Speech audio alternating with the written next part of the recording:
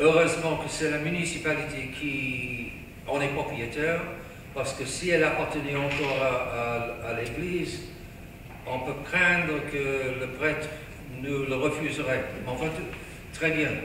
Et un bel hôtel, un très bel hôtel, de belles statues, et les choses pour la messe qui s'accumulent, c'est clair. Pourquoi? Parce que vous avez la foi. Et vous voulez la vraie messe et une messe sans risque de compromis avec le monde moderne et l'Église moderne. Et c'est pour cela que vous recommencez l'histoire d'il y a 30, 40 ans, au début de la fraternité Saint-Pédis. C'est la foi qui est plus importante que tout. Pourquoi? Parce que la foi est la base de l'attitude correcte envers Dieu. Et sans la foi, nous ne pouvons pas plaire à Dieu, dit Saint Paul, c'est dans l'Écriture sainte. Donc la foi est nécessaire. Nous avons deux exemples dans l'Évangile de cette messe de la 23e dimanche après la Pentecôte. C'est premièrement la femme qui souffre une effusion de sang qui ne s'arrête pas. Elle a tellement de foi, elle a une foi si forte qu'elle dit, si seulement je peux toucher la lisière de son vêtement, je serai guérie. Et elle fait cela, et notre Seigneur est bien conscient qu'une force est sortie de lui, une force du miracle est sortie de lui, et il se retourne, et elle explique, je savais que si je touchais, il suffisait que je touche la lisière de ton vêtement et je serai guéri. Vas-y, dit notre Seigneur, ta foi t'a guéri, ta foi t'a sauvé, ta foi t'a sauvé. C'est faux. Mais qu'est-ce que c'est? C'est une âme qui ne connaissait peut-être pas notre Seigneur, qui avait entendu parler de lui, et elle aura dit, parce que son cœur était droit, et pas tordu, pas cynique, pas désespérant,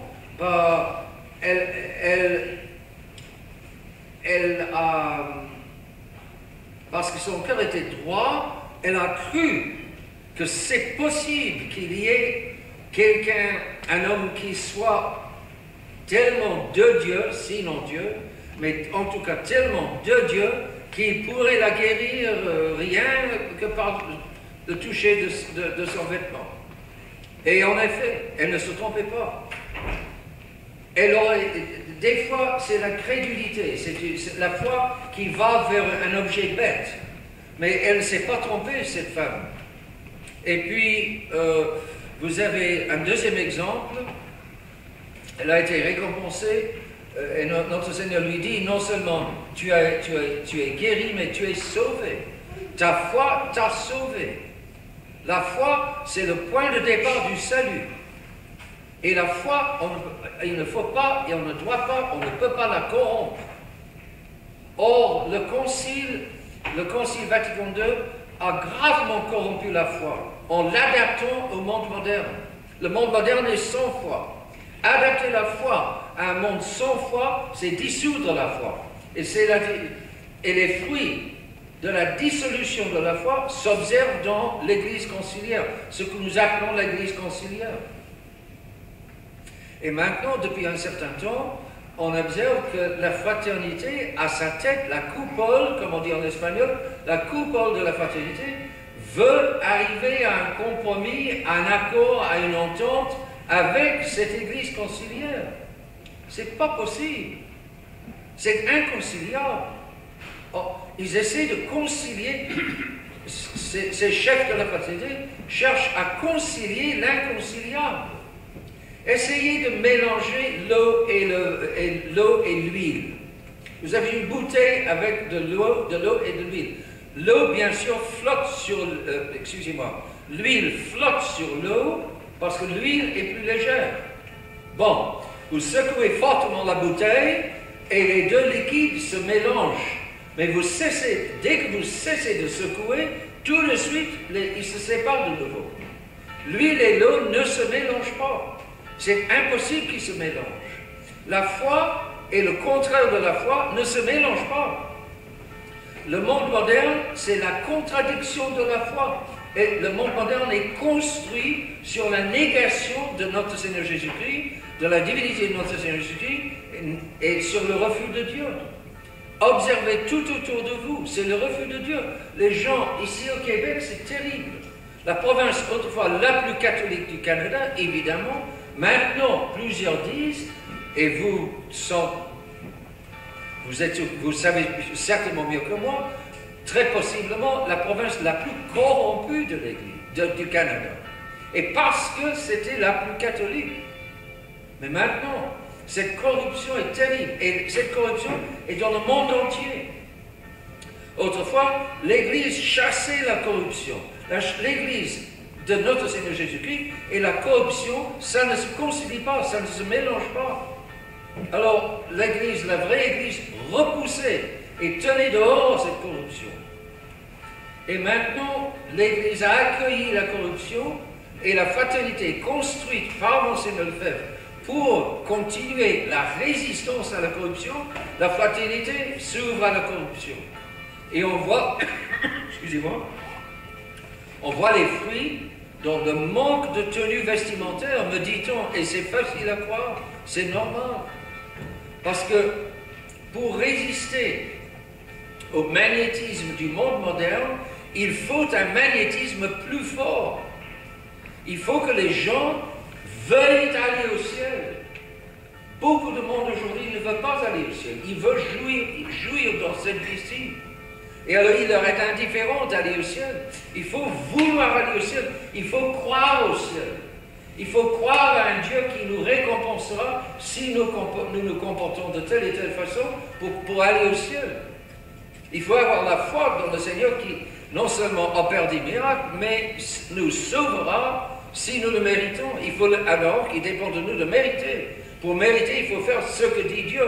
Il faut savoir ce que dit Dieu, ce qu'exige Dieu. Les 10 commandements, pas pour commencer. Alors il faut connaître et il faut croire. Mais le monde moderne ne veut ni connaître ni croire. S'il s'agit de Dieu, le monde moderne est indifférent. Et le monde moderne, non seulement est indifférent, le monde moderne est positivement hostile à Dieu, au vrai Dieu.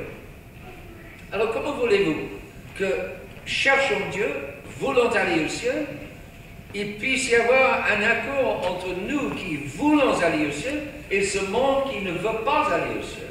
C'est complètement différent. C'est aussi différent que la foi et le manque de foi. Alors, vous êtes ici, vous voulez recommencer, vous avez dans le fond raison.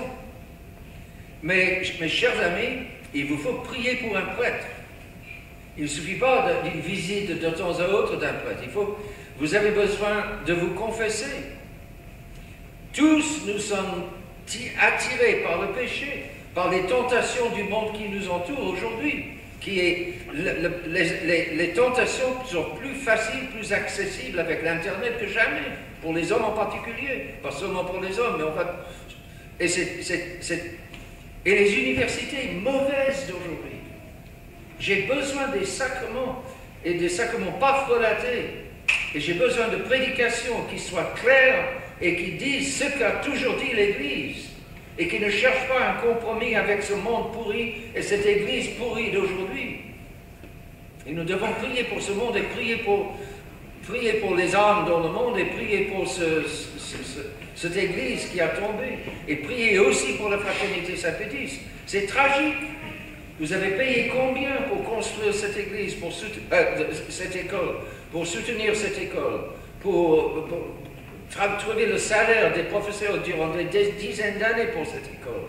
Et maintenant, tout cela va être perdu, tout cela est en train de glisser, c'est tragique. Il faut prier. Il faut prier. Lorsque ça devient impossible, alors là, il faut recommencer. C'est triste, mais Dieu est là. Dieu ne nous a pas promis la vie facile, la vie facile pour aller au ciel. Qui veut être mon disciple, dit-il, qu'il se renonce tous les jours, qu'il prenne sa croix et qu'il me suive.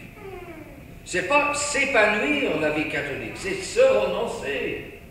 C'est pas facile. Tout le monde dit aujourd'hui s'épanouir, éclater, jouir. Et notre Seigneur dit renoncez. Et vous savez que dans le temps, les religieux et les religieuses, c'était le renoncement. Ils s'étaient habillés en noir, les sœurs très modestes, très secrètes, très cachées, pas la publicité, pas se mettre en valeur comme aujourd'hui, pas vouloir être vu, admiré. Non, non, non, non, non. Les sœurs d'antan, c'était la vie cachée, la vie méprisée, la vie inconnue des hommes, mais connue de Dieu. Et Dieu leur donnait le ciel, sans doute à beaucoup. Mais vous avez besoin. Et si vous passez par le chapelet et par la très sainte Vierge, là où vous faites venir la très sainte Vierge par la prière, elle fera venir son fils. C'est l'histoire des débuts de la fraternité Saint-Pédis. On a commencé avec un petit groupe de fidèles qui ont fait appel à la fraternité, mais peut-être au premier jour de la fraternité. Vous avez eu la Canada américaine, l'abbé Normandin qui a fait l'aller-retour jusqu'au West Coast. Parce qu'il y avait des fidèles qui voulaient. Si vous voulez aller au ciel, vous voulez un prêtre. Si vous voulez un prêtre, priez pour un prêtre et Dieu vous le donnera. Dieu vous le donnera, c'est clair.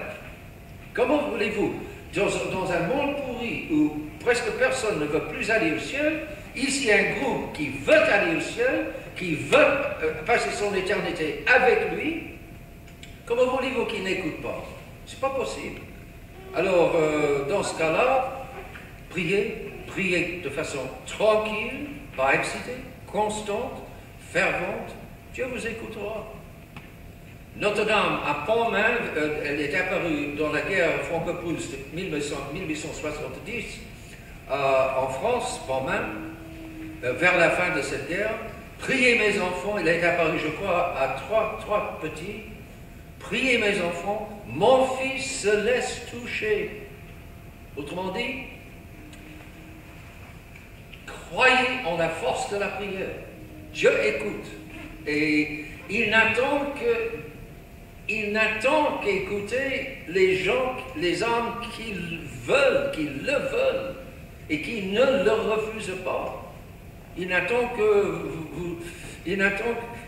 Notre-Dame, en 1830, est apparue à Paris, dans la rue du Bac, et ses mains, vous vous souvenez, la main miraculeuse, avec ses mains qui se descendaient vers la terre, et Sainte Catherine, Catherine Labouré, la sœur Catherine à ce moment-là, elle n'était pas encore sainte, déclarée sainte, elle observait que parmi les rayons qui descendaient des mains de la Vierge, il y avait des rayons noirs. Et elle a demandé à la Très Sainte Vierge, pourquoi ces rayons noirs? La Très Sainte Vierge de demander, ce sont les grâces qu'on ne me demande pas. Les grâces prêtes à partir, prêtes à être données, mais qu'on ne me demande pas. Et comment puis-je donner des grâces si on ne me les demande pas? Alors, demandez les grâces, comment voulez-vous qu'elles n'écoutent pas? Et nous sommes tous des pécheurs, un prêtre viendra, il écoutera vos confessions, il vous absoudra, vous serez dans l'état de grâce, vous assisterez à la messe, tout recommencera, le diable recommencera aussi, mais enfin ça, laissez de côté ça. Le diable, il est implacable, il ne cessera pas. Bon, c'est entendu. Mais moi, de mon côté, malgré le diable, malgré la chair, le démon, le diable, je vais faire de mon mieux. Je veux aller au ciel. Je veux être avec Dieu pour l'éternité. Je ne refuse pas Dieu. Et je ne veux pas tomber en enfer comme tous ces pauvres âmes d'aujourd'hui, des milliards et milliards d'âmes qui sont sur le chemin de l'enfer. Et si elles ne se convertissent pas avant de mourir, elles tomberont en enfer. L'enfer est terrible. Inimaginablement terrible. Parce que c'est la punition du refus de Dieu.